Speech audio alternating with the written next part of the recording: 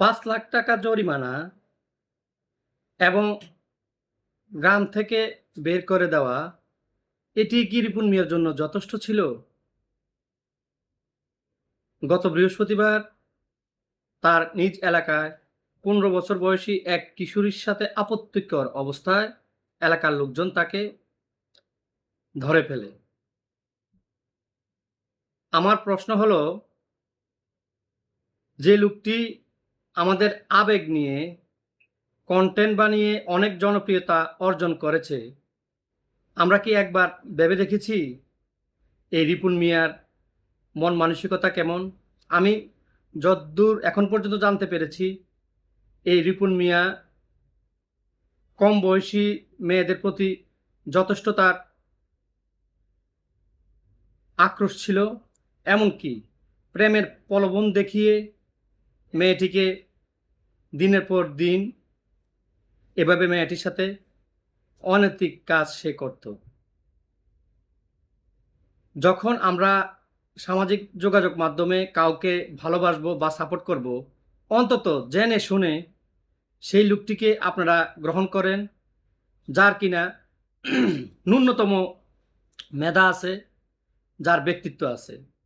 এই রিপন মিয়া আমাদের আবেগ নিয়ে এতটি বছর খেলেছে, যে ১৫ বছর বয়সী কিশোরীকে এভাবে নিয়ে তার শ্লীলতাহানি করতে পারে, তার কাছ থেকে আমরা কি আশা করতে পারি?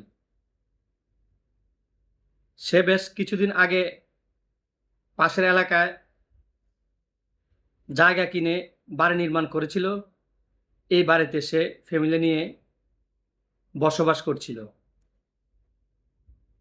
আপনারা এর আগেও জানেন, তার স্ত্রী নিয়ে কিছু কথা আমরা দেখেছিলাম ফেসবুকে, সামাজিক যোগাযোগ মাধ্যমে এসেছে।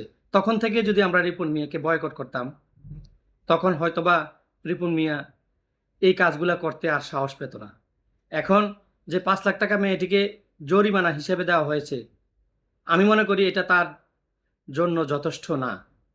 আর রিপন মিয়াকে যে শাস্তি দেওয়া হয়েছে এলাকা থেকে বের করে, এটাও রিপন মিয়ার শাস্তি যথেষ্ট হয়নি।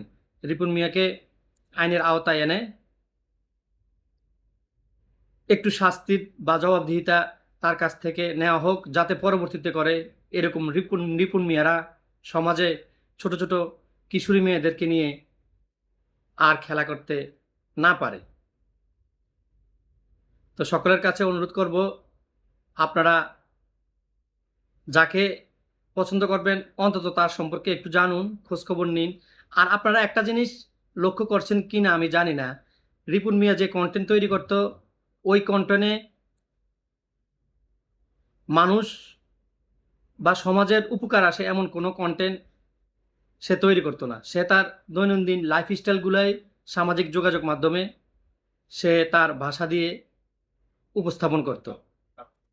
রিপন মিয়াকে নিয়ে আমি এত কথা বলতাম না যদি সে অন্য একটা কাজে সে এভাবে হেনস্থা হতো, হয়তো তার পক্ষে আমি কথা বলতাম।